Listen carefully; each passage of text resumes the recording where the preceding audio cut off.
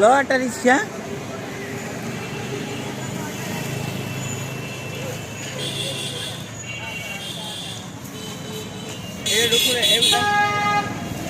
না রে, এটাই মনে হয় সেরা লাইটিং হইব না জিৎ? যাই জায়গা সেটা সেরা লাইটিং বরিশালের। আর না সম্পূর্ণ এটা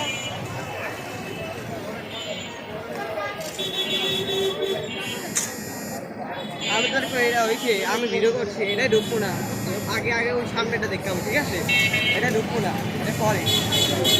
আচ্ছা।